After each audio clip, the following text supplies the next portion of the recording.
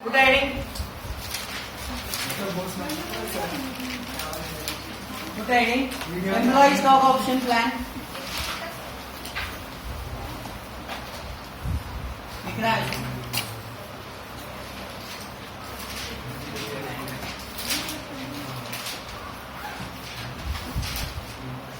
It is a plan.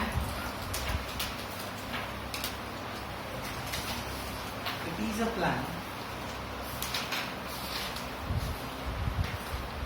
which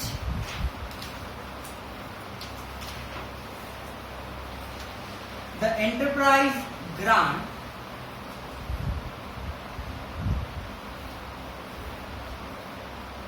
employee stock option.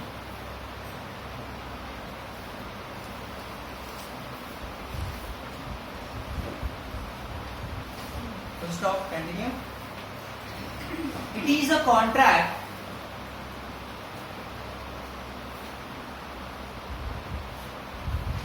that gives the employees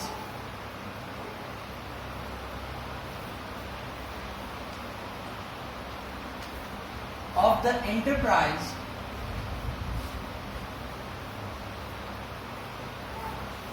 the right comma, but not the obligation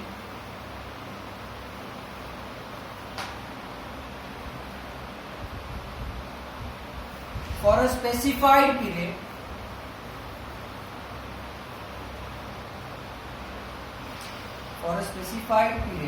of time to purchase or subscribe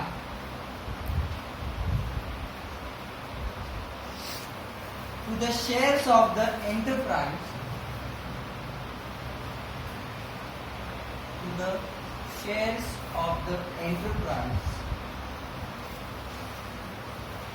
at a fixed or determined price.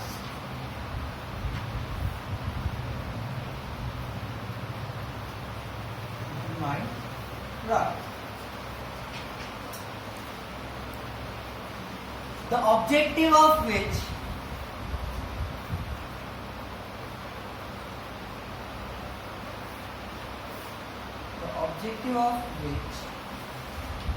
is to encourage employees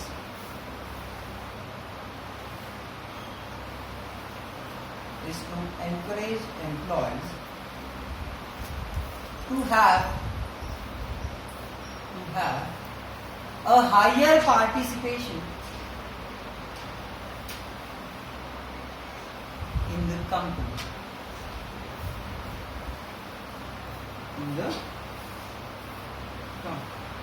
ठीक है? Now see, employee stock option plan आपका consolidation के बाद का एकदम छोटा सा topic. अभी चेक कीजिए, what is mean by employee stock option.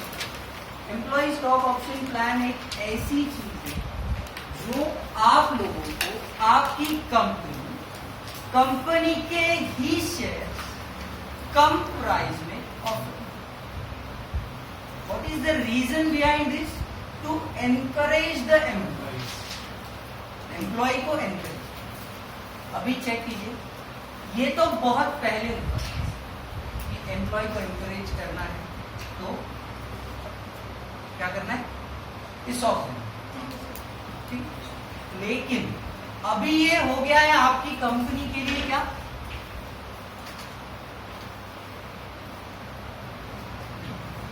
Higher tool. Now what does it mean? Hire tool का क्या मतलब? अभी आप लोग प्रोफेशनल इंस्टीट्यूट से बिलोंग करते हो, that is cost accountant, chartered accountant and company secretary. बराबर.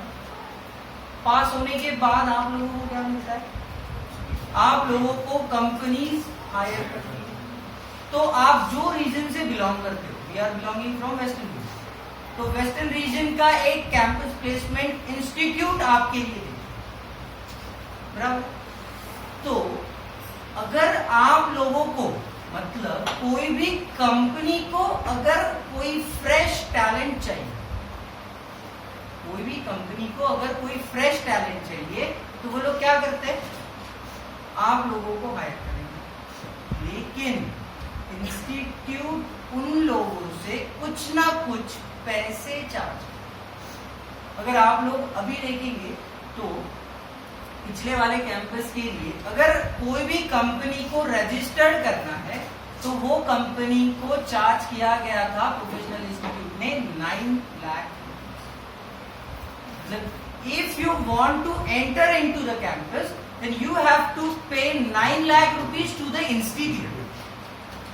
जब आप लोग इंस्टीट्यूट को पे करोगे तभी आप लोग कैंपस में आ पाओगे।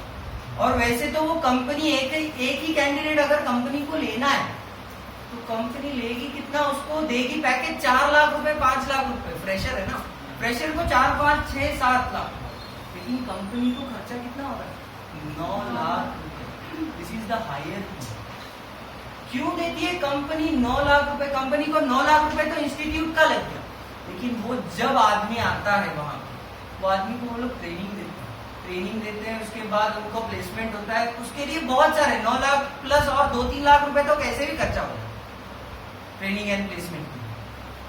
और 12 लाख रुपए खर्चा करने के बाद वो कैंडिडेट फ्रेशर होता है। फ्रेशर लोगों को बहुत मस्ती होती है, थोड़ा सा घूमते ही रहते। कोई भी अगर 10,000 रुपए भी ज्यादा दे देगा ना तो वो अपना रिज्यूमे उठा के उधर चले जाएगा। मतलब मेरी कंपनी ने खर्चा किया 10 लाख रुपए और वो 10 लाख रुपए खर्चा करके मेरे पास वो कैंडिडेट रहा कितने दिन, 2 महीना 3 महीना 4 महीना। उसके ऊपर उसने क्या किया, तो 9 लाख रुपए खर्चा करना, is it worth for a company for only 4 to 5 months? ये कंपनी के लिए वर्थ नहीं। तो इसीलिए कंपनी क्या करती है, अपने एम्प्लॉयज को एनकरेज तो ठीक है कर सकती है, लेकिन अपने एम्प्लॉय को रिटेन करने के लिए आपका जो सीओपी होता है, सीओपी नहीं आपका C2C, कॉस्ट टू कंपनी, जैसे आप लोगों का ऑफर लेटर आता है उसके साथ C2C आता है, कॉस्ट टू कंपनी। कंपनी आपके लिए कितना खर्चा बेयर करे, तो उसमें ही एक पॉइंट डाला हुआ होता है कि आप लोगों को 500 शेयर्स, 1000 शेयर्स, 2000 शेयर्स कंपनी के मिलेंगे एट अ प्राइस ऑफ ₹20। कब? जब आप लोग कंपनी में 3 साल, 2 साल, 5 साल कंप्लीट करेंगे। कंपनी आप लोगों को ऐसा प्राइस कोट करेगी, समझो कंपनी ने आपको 30 रुपए प्राइस कोट कर, तो वो 30 रुपए प्राइस अभी अगर आप लोग मार्केट में चेक करोगे तो वो शेयर का प्राइस मार्केट में 100 रुपए, 120 रुपए, 130 रुपए ऐसा चल रहा है। और इट इज पॉसिबल कि 3 साल बाद उसका प्राइस और बढ़ेगा, लेकिन आपको कितने में देगी कंपनी? 30 रुपए, 40 रुपीज, जो भी उनका प्राइस है। तो this scheme is to just retain your employee, या सिर्फ रिटेन योर टैलेंट। जो टैलेंट आपके पास आया है वो भाग ना जाए, उसके लिए कंपनी क्या करती है? Employee stock option. समझ में आ रहा है थोड़ा बहुत? ठीक है, अभी चेक कीजिए।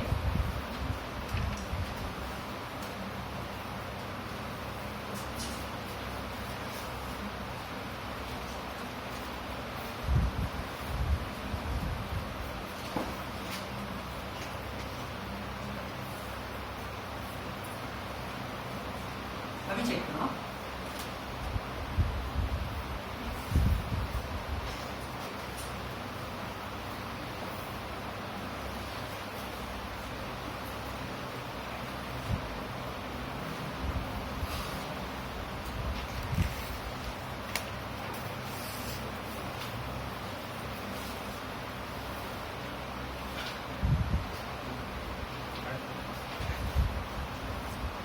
ड्राइंग नहीं बनाया, अभी चेक करो।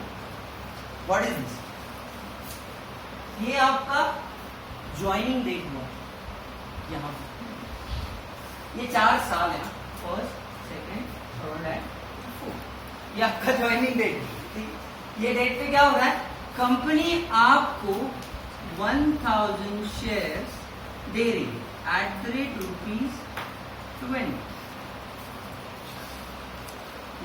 कंपनी आपको क्या कर रही है, कंपनी आपको क्या दे रही है, 1000 शेयर्स एट द रेट 20।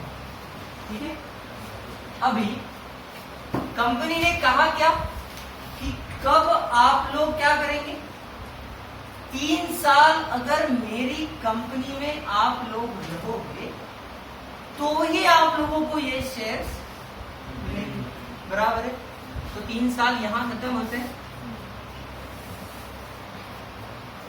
इसको कहा जाता है डेट ऑफ वेस्टिंग। इसे क्या कहा जाता है, डेट ऑफ वेस्टिंग। और इतना जो ये पीरियड है, कितने ईयर, 3, ये हुआ आपका vesting period.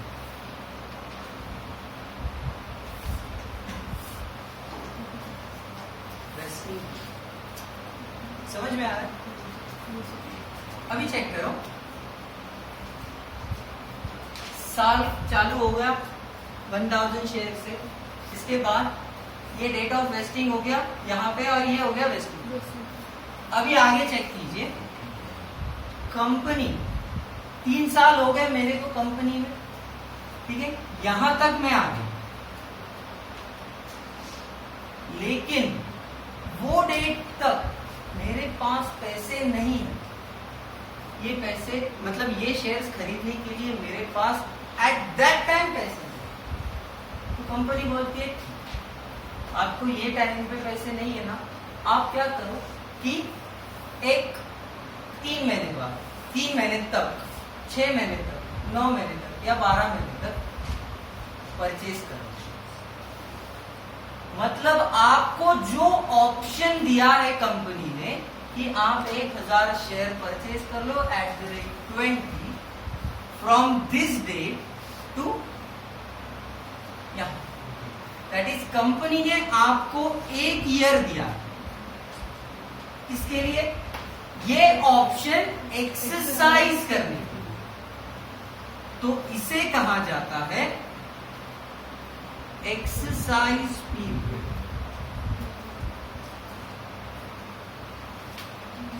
This is your vesting period, this is your exercise. समझ में आया? अभी चेक करो, कभी कभी होता क्या है, आप लोगों को जो वो शेयर्स देते हैं वो परफॉर्मेंस बेस्ड। मतलब क्या, अभी हम लोग फाइनेंशियल पर्सन हैं, हमारा परफॉर्मेंस ऐसा नहीं होगा कि आपको टारगेट मिले।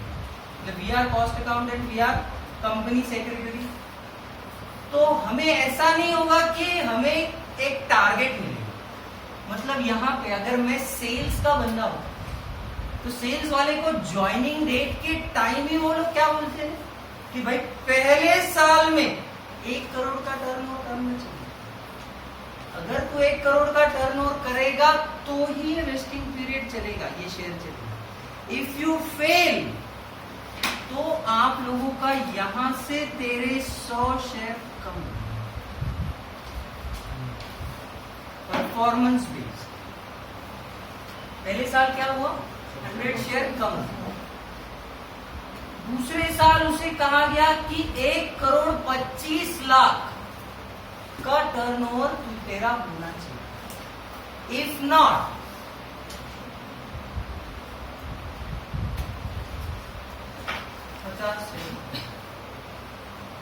तीसरे साल में उसे कहा गया कि उसको 1.5 करोड़ का टर्नओवर करना है, नहीं किया तो और दीज आर परफॉर्मेंस बेस्ड। हम लोग जो है, हम लोग एज ए पोस्टमार्टम काम करते हैं। समझ में आ रहा है? हम लोग क्या करते हैं एज ए पोस्टमार्टम। आप लोगों को कोई टारगेट नहीं हो, आप लोग तो मरने के बाद मुर्दे को छाना, बराबर है कि वो मरा कैसे। आप लोग ऐसा नहीं देखोगे एज अ फाइनेंस पर्सन। आप लोग बैलेंस शीट कब चेक करोगे, जब वो बन गए। आप लोग अगर बैलेंस शीट बनाओगे कब, जब पूरा सेल्स हो गया, सारी चीजें हो गई, बराबर है। तो आपका परफॉर्मेंस चेक करने के लिए कोई टूल नहीं है, लेकिन ये परफॉर्मेंस किसके लिए बोल रहा हूं मैं, ये सेल्स के लोगों के, दूसरे जिनको टारगेट बेस्ड काम उनकी, कि भाई तू पहले साल में अगर ये नहीं किया तो तेरा 100 शेयर कम हो जाएगा, दूसरे साल में 50 हो जाएगा, तीसरे साल में 100 तक।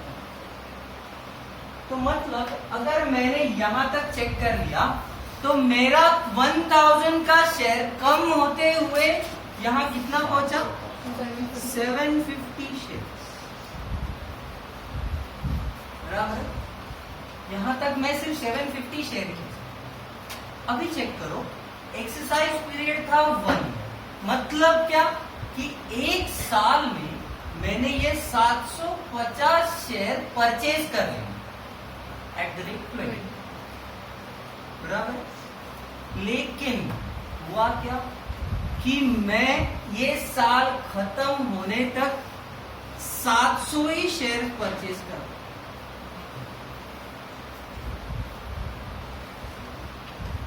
हुआ क्या कि मैं 700 ही शेयर परचेज कर पाया, मतलब बचे हुए 50 शेयर जो थे वो लैप्स। समझ में आया लोगों को? ये बचे हुए 50 शेयर लैप्स हो गए, ये आपको अभी नहीं, it is not obligation, it is not mandatory कि आप लोगों को वो शेयर परचेज करना है, इट इज ऑब्लिगेशन कि आप लोग कर सकते हो, ठीक है। लेकिन यहां तक उन्होंने 700 शेयर कर लिया तो यहां पे 50 शेयर का ऑप्शन, तो इसे कहते हैं वेस्टेड ऑप्शन लैप्स। देखो अभी तो कौन से टर्म्स हुए, term is what, date of vesting, date of vesting, उसके बाद वेस्टिंग पीरियड, वेस्टिंग पीरियड के बाद exercise period and vested option. ये पूरा समझ में आ रहा है आप लोगों को? अभी चेक कीजिए, ये ऑप्शन तो लैप्स हो गया, ठीक है। अभी चेक करते हैं इसका अकाउंटिंग ट्रीटमेंट, ये आपको समझ रहा है पूरा का पूरा। अभी इसका अकाउंटिंग ट्रीटमेंट,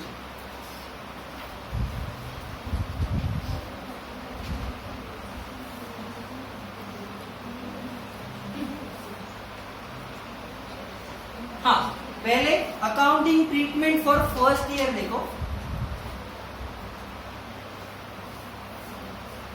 अभी चेक करो, पहला ईयर ये वाला, हमारे शेयर का प्राइस था 20। समझते हैं कि ये शेयर अभी मार्केट में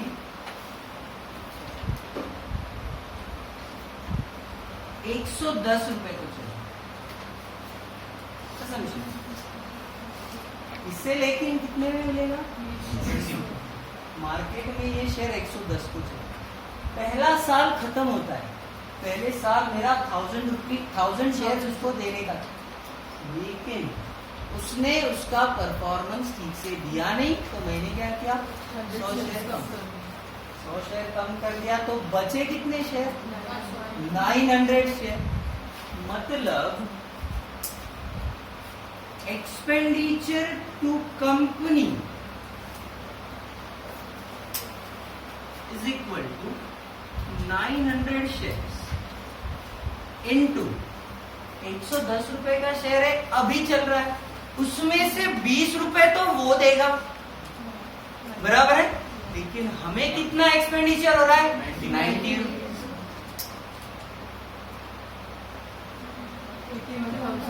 81,000 rupees,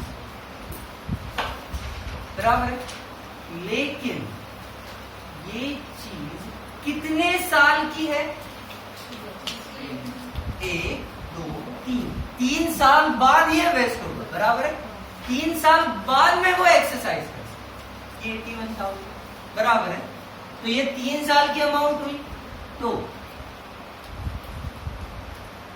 current year expenditure is equal to 81,000 divided by 3 years, that is 27,000 rupees, ये 1 साल का हो गया। ये समझ रहा है क्या बोलो? यहां तक ये समझा 81,000 कैसे आया। उसके बाद ये 27,000। उसके बाद अभी इसका अकाउंटिंग है। Employee stock compensation account debit to ESOP।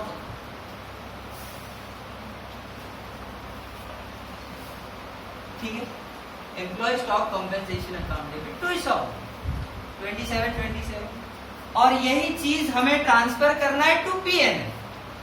To PNL account debit कितना 27,000 टू एम्प्लॉय स्टॉक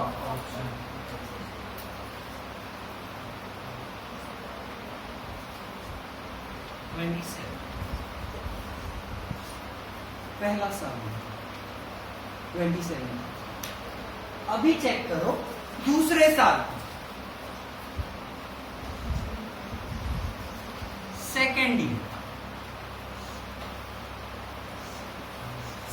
ईयर में क्या हुआ? मुझे देना था 1,000, उसमें से 100 चला गया 900, लेकिन दूसरे साल में गया 50। मतलब 850 शेयर्स into 110 minus 20 76,500। अब ये सेकेंड ईयर का था, ठीक है। अब तक अभी देखो, अगर मुझे करंट ईयर का निकालना है, चेक करो। हाँ, 76,500 into 2/3। पहले ईयर 1/3, इसीलिए वहां नहीं। दूसरे ईयर वो सेकेंड ईयर तक इतना था 2/3 51,000। ये समझा? लेकिन ये 51,000 2 साल का है। इसमें से मैंने पहले ही पे कितना कर दिया 27,000। तो अभी करंट ईयर एक्सपेंडिचर 51,000 माइनस 27,000। तो अभी एंट्रीज पास होंगी 24,000। Entry 1 employee stock compensation account debit 24,000 to ESOP 27,000। PNL account debit to employee stock option. ठीक है, ये आपका दूसरा साल। लाइकवाइज तीसरा साल, तीसरे साल में क्या हुआ? 1,000 minus 100 minus 50 minus 100 750 shares into minus कितना 67,500। अभी हमने सेकेंड ईयर तक का तो निकाल लिया था। 67,500 माइनस 51,000 तो तीसरे साल का निकल जाएगा। चेक करो, current year is equal to 67,500 minus 51,000 16,500। तो इसके लिए फिर से एंट्रीज वही, employee stock compensation account debit to ESOP और PNL account debit to employee stock option. बताओ यहां तक समझ में आ रहा है? ये 3 साल हो। इसके बाद मैं मेरा ऑप्शन एक्सरसाइज कर पा रहा हूं 4th ईयर में, लेकिन 750 मुझे मिल रहा था, लेकिन एक्सरसाइज कितना किया 700। तो अभी चेक करो 4th year,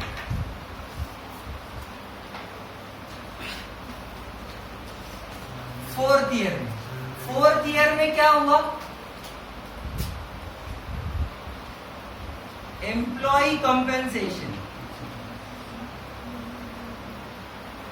compensation account debit और एक चीज आएगी अभी देखो, सॉरी एम्प्लॉय कंपेंसेशन नहीं, हम लोग एक्सरसाइज कर रहे हैं ना ऑप्शन बैंक अकाउंट डेबिट। अभी तक हम लोग एक्सरसाइज नहीं कर लेते, अभी चौथे साल में एक्सरसाइज कर रहे हैं। Bank account debit, ESOP account debit to equity share capital to securities बी। हाँ बताता हूं, अभी चेक करो हमने कितने ऑप्शंस एक्सरसाइज किए, 700। उसके लिए हमने पे किया तो ये 14,000 बराबर है।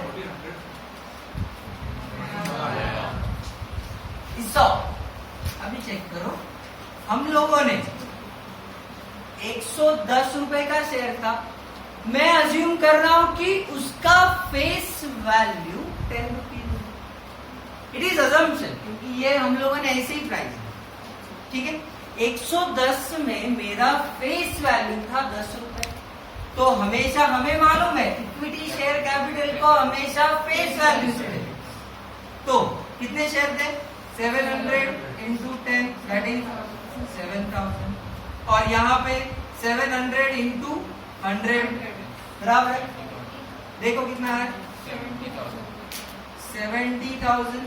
अभी चेक करो हमारी चीज बची क्या, 700 इंटू 100 हो गया, 700 इंटू 10 हो गया। ESOP मतलब क्या है, जो कंपनी को खर्चा है, 700 इंटू 9। देखो बैंक डेबिट क्यों हुआ, क्योंकि वो मैंने पे किया। ESOP डेबिट क्यों हो रहा है, क्योंकि वो कंपनी पे कर रही है। यही तो निकाल रहे थे ना, यहाँ पे 90 क्या निकाला, वहां पे 90 क्या निकाला, यही तो निकाल रहे थे। 700 into 20 is paid by that person. 700 into 90 is paid by that company to equity share capital. क्योंकि ESOP मतलब तो शेयर ही है ना, वो शेयर्स में से ही तो जाएगा। इक्विटी शेयर कैपिटल हमेशा फेस वैल्यू पे, बचा हुआ पूरा चीज ये हो गया बराबर है।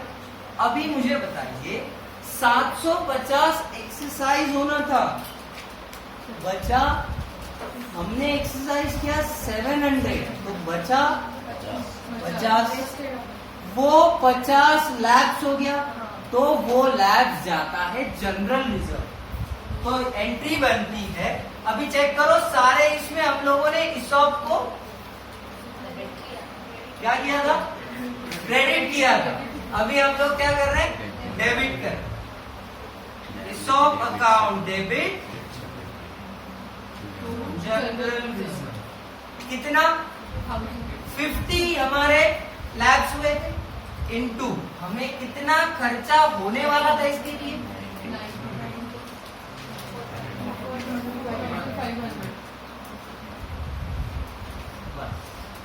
इतना ही आपका एम्प्लॉय स्टॉक ऑप्शन। ऐसे ही सम्स आपको आए।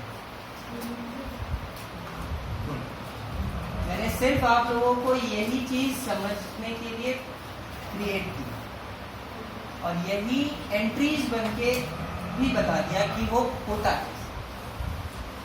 लिखना ये